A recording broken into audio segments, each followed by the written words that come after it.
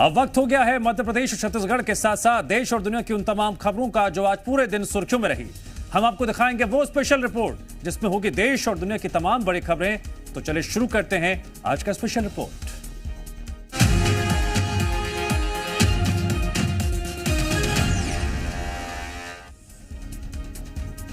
Special report में सबसे पहले हम बात करने जा रहे हैं बिहार की, जहां बिहार के पूर्व मुख्यमंत्री और आरजेडी चीफ लालू प्रसाद यादव की दूसरी बेटी रोहिणी आचार्य की राजनीति में एंट्री हो गई।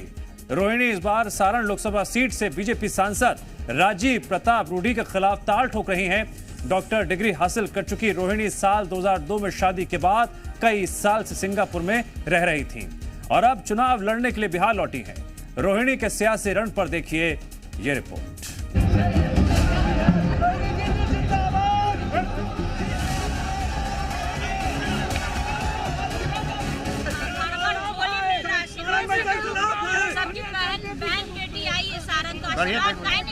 बेटी के आगे कौन टीका है? से हवा हवाई हो जाएंगे बेटी के आगे। मैं पहले भी लालू यादव जी के खिलाफ लड़ चुका था और उनकी श्रीमती राबड़ी देवी जी के खिलाफ लड़ चुका हूं। कभी लालू यादव का गढ़ कहे जाने वाले बिहार की सारण सीट पर इस बार सियासी मुकाबला दिलचस्प हो गया है, क्योंकि इस बार आरजेडी ने एक बार फिर लालू के परिवार से उम्मीदवार को मैदान में उतारा है। लालू यादव की चौथी बेटी रोहिणी आचार्य सारण सीट से अपना पॉलिटिकल डेब्यू करने जा रही हैं।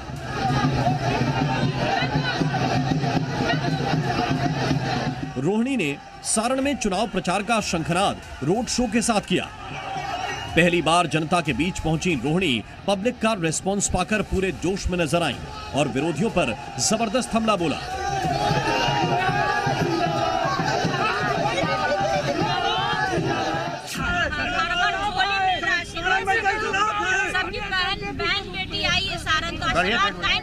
बेटी के आगे कौन टीका है? से हवा हवाई हो जाएंगे बेटी के आगे।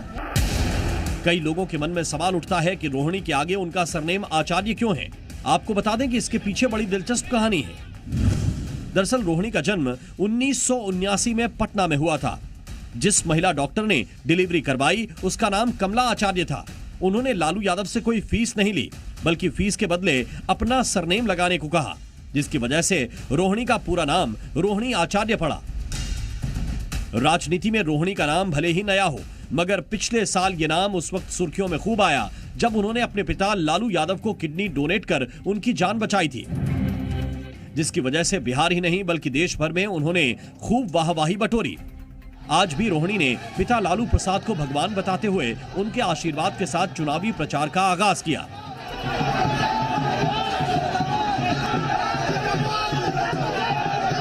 ये सारण की जनता का प्यार है अपनी बेटी अपनी बहन के लिए। ऐसा प्यार मेरे पिताजी को, मेरे भाई को, मेरी माता को मिलता था, वही प्यार और आशीर्वाद आज मुझे मिल रहा है। मैं बहुत खुश हूँ। मैं चुका नहीं सकती, लेकिन मैं मरने तक सारण की जनता, सारण की माता बहनों का सेवा करती रहूंगी। आज के रोड शो से पहले रोहिणी ने कल अपने पूरे परिवार के साथ सोनपुर के प्रसिद्ध हरिहरनाथ मंदिर में पूजा अर्चना की।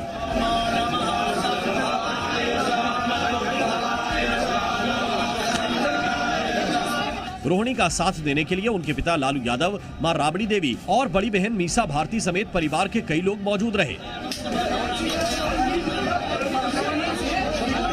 पूजा के बाद मंदिर के बाहर भी लालू परिवार के काफी समर्थक मौजूद रहे, जिन्होंने नारे लगाकर रोहिणी का हौसला बढ़ाया। आपको बता दें कि रोहिणी आचार्य ने डॉक्टरी की पढ़ाई की है। उनकी शादी सॉफ्टवेयर इंजीनियर से हुई है। शादी के बाद वो कई साल से सिंगापुर में थी।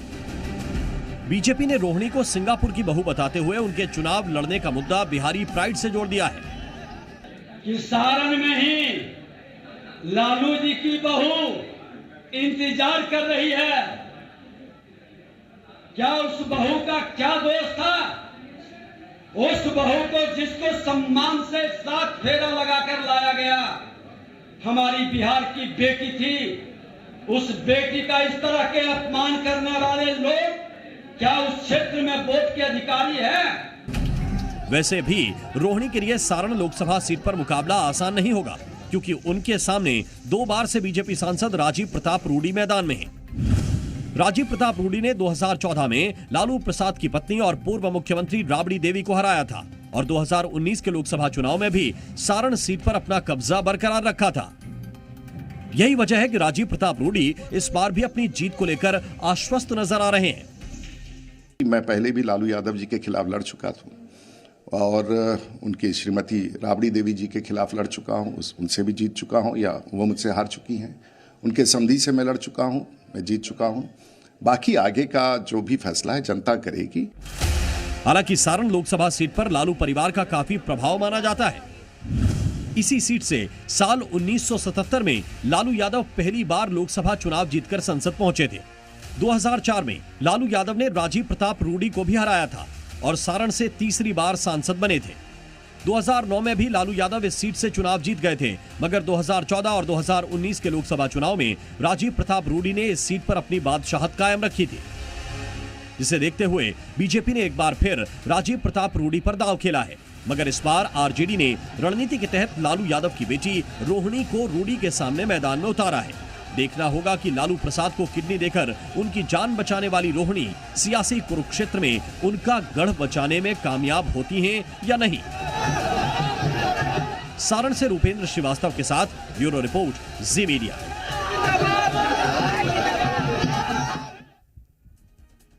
चुनाव प्रचार के दौरान अक्सर ऐसी तस्वीरें सामने आती हैं जिनमें कोई उम्मीदवार वोटर्स को लुभाने के लिए उन्हें शराब तक बांट देते हैं। हालांकि यह खेल दबे छुपे तौर पर ही होता है, लेकिन महाराष्ट्र के चंद्रपुर से एक ऐसी महिला उम्मीदवार चुनाव लड़ रही हैं जो अपने इलाके के हर गांव में बियर बार खुलवाने का वादा कर रही हैं।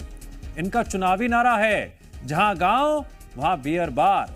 कई लोग ऐसे हैं जो महिला उम्मीदवार के इस चुनावी वायदे को गलत बताकर उनकी आलोचना कर रहे हैं, लेकिन महिला उम्मीदवार के पास अपने अजीबोगरीब चुनावी वादे को सही ठहराने के तमाम तर्क भी हैं।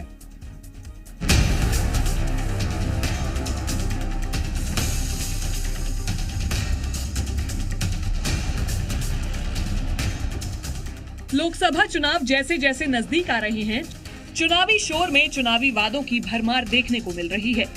लेकिन महाराष्ट्र के चंद्रपुर से महिला उम्मीदवार वनिता राउत का लोक लुभावन वादा चर्चा में है। निर्दलीय महिला उम्मीदवार ने जनता से वादा किया है कि अगर वो चुनाव जीती तो गांव-गांव में ठेके खुलवाएंगी और शराब की इन दुकानों में बेहद सस्ते दामों पर शराब की बिक्री होगी। उन्होंने वादा किया है कि शराब की दुकानों पर शराब राशन सिस्टम की तर्ज पर जनता को दी जाएगी, यानी सरकारी राशन की दुकानों में जिस तरह से बेहद कम दाम पर गरीबों को अनाज दिया जाता है, ठीक उसी तरह शराब भी बांटी जाएगी। निर्दलीय उम्मीदवार वनिता राउत ने सांसद निधि फंड से गरीबों को सस्ती विस्की और इम्पोर्टेड शराब देने का वादा किया है। शराब पीने वालों को पुलिस न पकड़े, इसके लिए उन्होंने शराब पीने वाले और शराब वेंडर दोनों को लाइसेंस देने की बात भी कही है। वनिता राउत का कहना है कि गरीब लोग बहुत मेहनत करते हैं और उन्हें शराब पीने से शांति मिलती है, लेकिन पैसे न होने की वजह से वो महंगी विस्की और बियर नहीं खरीद पाते। ऐसे में वो लोगों को कम दाम पर बियर और विस्की देंगी ताकि गरीब से गरीब लोग भी इम्पोर्टेड शराब का मजा ले पाएं। देशीर मार्गाने दारू पिऊ शकत नाही आणि नागपूर जिल्ह्यातले लोक दारू पितात, त्यासाठी मी हा दारू चंद्रपूरची दारू बंदी हटली पाहिजे, मी हा विषय मांडला होता निवडणुकीच्या माध्यमातून। ये पहली बार नहीं है जब वनिता राउत चुनावी मैदान में ताल ठोक रही हैं। 2019 के लोकसभा चुनाव में भी वनिता राउत ने नागपुर सीट से चुनाव लड़ा था और उस वक्त वो चुनाव हार गई थी, जिसके बाद उन्होंने उसी साल चिमूर विधानसभा सीट से विधानसभा का चुनाव लड़ा था, लेकिन उनकी जमानत जब्त हो गई थी।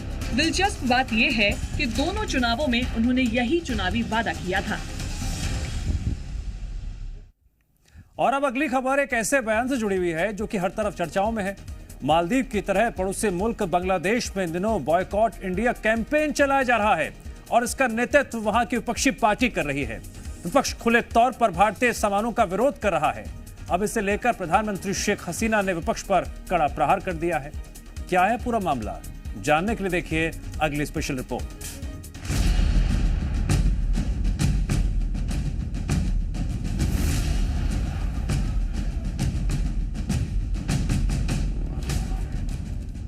भारत विरोधियों पर बड़ा प्रहार। তাহলে বউদের কাছ থেকে সেই শাড়িগুলি এনে কেন পুড়িয়ে দিচ্ছে না? मालदीव के बाद बांग्लादेश में भी बॉयकॉट इंडिया का अभियान चलाया जा रहा है। वो अभियान जिससे बांग्लादेश में विपक्षी पार्टी सियासी फायदा लेने की कोशिश कर रही है। भारतीय सामानों का विरोध हो रहा है और लोगों से भी इसकी अपील की जा रही है। लेकिन मालदीव की तरह ही बांग्लादेश भी जानता है कि ऐसे अभियान का अंजाम क्या हो सकता है।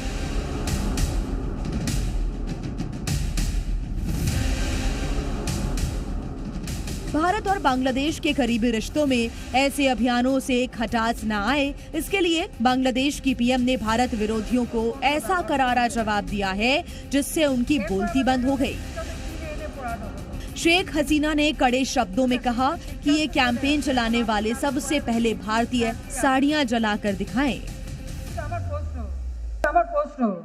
যে নেতারা এখন বলছেন ভারতীয় পণ্য বর্জন করেন, তাদের বউদের কয়খানা ভারতীয় শাড়ি আছে? তাহলে বউদের কাছ থেকে সেই শাড়িগুলি এনে কেন পুড়িয়ে দিচ্ছে না? আপনারা সবাই একটু এই কথাটা বিএনপি নেতাদের জিজ্ঞাসা করেন। शेख हसीना सिर्फ भारतीय साड़ी तक नहीं रुकी, बल्कि उन्होंने भारतीय मसालों का भी जिक्र किया। भारत से बांग्लादेश काफी मात्रा में मसाले भेजे जाते हैं। इसमें लहसुन, प्याज, अदरक और कई तरह के गरम मसाले शामिल हैं। আমাদের দেশে গরম মশলা, পেঁয়াজের দাম বেড়ে গেছে। ভারত থেকে আমরা পেঁয়াজ আমদানি করছি। পেঁয়াজ আছে, পেঁয়াজ, রসুন, আদা, মিজোরাম থেকে আমরা আদা আনি, ভারতীয় আদা। এই যে মশলাপাতি, আদা যা কিছু আসছে, তাদের কারো পাকের ঘরের জন্য এই ভারতীয় মশলা না দেখা যায়। दरअसल बांग्लादेश में भारत के खिलाफ विरोध की शुरुआत जनवरी में आम चुनावों के बाद हुई, जिसमें शेख हसीना की पार्टी अवामी लीग ने लगातार चौथी बार जीत दर्ज की। तब से विपक्ष भारत को लेकर मुखर है। इतना ही नहीं, शेख हसीना और उनकी पार्टी को भारत समर्थक करार देने की कोशिश भी हो रही है। साथ ही दावा किया गया कि भारत ने हसीना को चुनाव को जीतने में मदद की। इसी मुद्दे को लेकर बीएनपी ने चुनावों का बहिष्कार किया था। इसके बाद ये मुद्दा गर्म हुआ और धीरे धीरे इसने बॉयकॉट इंडिया कैंपेन की शक्ल ले ली। इतना ही नहीं, पिछले हफ्ते बांग्लादेश के मुख्य विपक्षी पार्टी बीएनपी के संयुक्त सचिव रुहुल कबीर रिजवी ने अपनी कश्मीरी शॉल भी फेंक दी थी। ये कुछ वैसा ही अभियान है जो मालदीव के राष्ट्रपति मोहम्मद मोइज्जू ने चुनाव जीतने से पहले अपने देश में शुरू किया था। उन्होंने मालदीव में इंडिया आउट कैंपेन चलाया और चुनाव जीत लिया। इतना ही नहीं, राष्ट्रपति बनने के बाद भी वो भारत के खिलाफ मुखर रहे। शायद कुछ ऐसी ही प्लानिंग खालिदा जिया भी बांग्लादेश में कर रही हैं, लेकिन प्रधानमंत्री हसीना ने पहले ही विपक्ष को करारा जवाब देकर बोलती बंद कर दी है। যারা যারা ভারতীয় পণ্য বর্জন করবেন, সবার বাড়িতে যেয়ে তার বউরা যেন কোনো মতে কোনো ভারতীয় শাড়ি না পরে, তাদের আলমারিতে যে কটা শাড়ি আছে সব এনে যেদিন ওই অফিসের সামনে পরাবেন, সেই দিন বিশ্বাস করব যে আপনারা সত্যিকার ভারতীয় পণ্য বর্জন করলেন। ढाका के बाजार, जो आमतौर पर भारतीय उत्पादों से भरे रहते थे, उन्हें नई डिलीवरी लेने से मना कर दिया गया। खाना पकाने के तेल, कॉस्मेटिक और कपड़े जैसे भारतीय उत्पादों की बिक्री में गिरावट आई है। विपक्ष बॉयकॉट इंडिया के कैंपेन को लगातार हवा दे रहा है। इस अभियान को ज्यादातर ऑनलाइन छेड़ने की कोशिश है, लेकिन बांग्लादेश की जनता जानती है कि भारत के खिलाफ किसी भी तरह का ऐसा विरोध उनके लिए कितना मुश्किल साबित हो सकता है। ब्यूरो रिपोर्ट, जी मीडिया। आज की तारीख में अगर किसी घर में वाटर प्यूरिफायर या आरओ ना मिले तो हैरानी हो जाती है। शहरों की देखा देखी गांव देहात में भी घरों में आरओ लगवाने का चलन या का चस्का बढ़ चुका है। हैंडपंप और घड़े के पानी की जगह अब धीरे धीरे फिल्टर्ड पानी ले चुका है। लेकिन हाल ही में एक वेबिनार में एक्सपर्ट्स ने आरओ फिल्टर किए गए पानी को लेकर चेतावनी जारी की है। अब ऐसे में सवाल यह है, जब आरओ का साफ सुथरा पानी भी सेहत के लिए हानिकारक है, तो फिर कौन सा पानी पीने लायक है?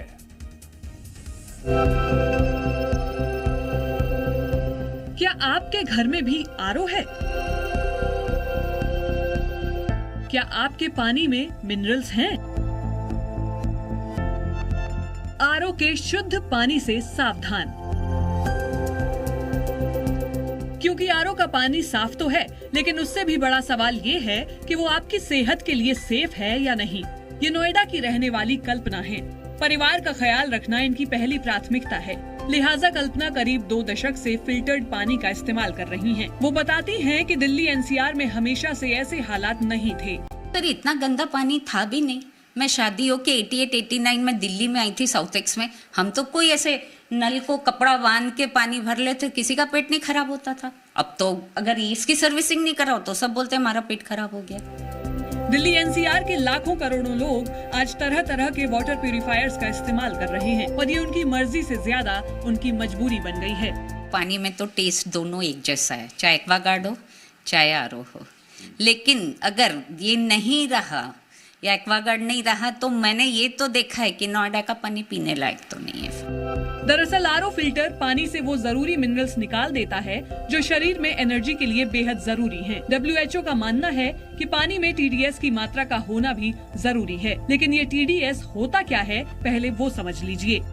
TDS का मतलब है टोटल डिसॉल्व्ड सॉलिड, यानी पानी में प्राकृतिक रूप से मौजूद मिनरल्स। पानी में जितना ज्यादा TDS होगा, पानी उतना हानिकारक होगा। विशेषज्ञों के मुताबिक पानी का TDS लेवल 900 से ऊपर है तो वो बेहद नुकसान पहुंचा सकता है। ऐसे में इस पानी को साफ करने के लिए आरओ का इस्तेमाल किया जाता है, जो पानी से मिनरल्स निकाल देता है, जबकि पीने के पानी में प्रति लीटर 200 से 250 मिलीग्राम TDS होना जरूरी बताया गया है। इनिशियली आपको प्योर वाटर तो मिल रहा है, इसमें कोई डाउट नहीं है, but along with that pure water जो हमें एसेंशियल मिनरल्स हैं वो हमें नहीं मिल रहे, जो कि लॉन्ग टर्म यूजेस की वजह से हमें बॉडी में हेल्थ रिलेटेड कॉम्प्लिकेशंस होने स्टार्ट हो जाते हैं। जमीन का पानी खराब हुआ तो पानी साफ करने का दावा करने वाली तरह तरह की तकनीकों से बाजार भर गए, लेकिन वो साफ पानी आपकी सेहत को बिगाड़ भी सकता है। विज्ञापनों में ये कहीं दिखाई नहीं दिया। कुछ महिलाएं तो यहाँ तक मानती हैं कि आरओ जरूरत से ज्यादा तो सामाजिक स्तर दिखाने का जरिया बन गया है। पहले वाटर धरती का पानी लोग ज़्यादा पीते थे, बरमे का पानी, नल का पानी ज़्यादा, कुएं का पानी ज़्यादा पीते थे, उसमें ज़्यादा इम्यूनिटी मिलती थी। बट आजकल सब होड़ चाल चल रही है, आरओ का पानी, आरओ का पानी, आरओ का पानी। आजकल बॉयल करना भी नहीं लोग चाहते हैं। महिलाओं से जब ये सवाल किया गया कि क्या आरओ के पानी के बिना नहीं रहा जा सकता, तो उनका सीधा सा जवाब था बिल्कुल चल सकती, लेकिन यही है कि जैसे वाटर पॉल्यूशन है उसको कम किया जाए। गंगा वाटर है या ये कुएं का है, थोड़ा सा पॉल्यूशन मुक्त किया जाए। जो आपका आरओ बता रहे हैं, तो आरओ का तो यही है ना कि इससे तो मिनरल्स और बहुत सारी चीज़ें होती हैं जो मतलब पानी की मतलब महत्व ही तत्व ही खत्म हो जाते हैं। ऐसे में जरूरी है कि पानी को साफ करने के वो तरीके अपनाए जाएं जिनसे पानी में जरूरी मिनरल्स बने रहें। अब आपको बताते हैं कि अगर आप लगातार आरओ का पानी पीते आ रहे हैं तो आपको क्या कुछ परेशानियां हो सकती हैं। आरओ का पानी पीने से शरीर में ब्लड प्रेशर बढ़ सकता है। आरओ का पानी आपके शरीर में विटामिन B12 के लेवल को कम कर सकता है। आरओ का पानी शरीर में ब्लड लेवल्स को भी कम कर सकता है, जिससे धीरे धीरे कमजोरी और थकान की शिकायत हो सकती है। आरओ के पानी से आपको ब्लोटिंग और गैस की शिकायत आ सकती है। पोटेशियम, मैग्नीशियम और कैल्शियम जैसे मिनरल्स के निकल जाने से आरओ का पानी आपके दिल के लिए भी खतरा बन सकता है। साथ ही आरओ पानी के पीएच लेवल को एसिडिक बना देता है। यही वजह है कि अब से 30-40 साल पहले तक लोग आरओ जैसी तकनीक के बारे में जानते भी नहीं थे, क्योंकि पानी शुद्ध और साफ था। पानी को साफ करने के लिए पारंपरिक तरीके अपनाए जाते थे और आज भी देश के अलग अलग हिस्सों में पानी को प्यूरिफाई करने के लिए वही पुराने तरीके चलन में हैं। इसलिए बाजार की अंधी दौड़ के शिकार होने से बचिए और पानी को साफ बनाने के चक्कर में उससे जरूरी मिनरल्स का सफाया मत कीजिए। संवाददाता वरुण भसीन के साथ ब्यूरो रिपोर्ट, जी मीडिया।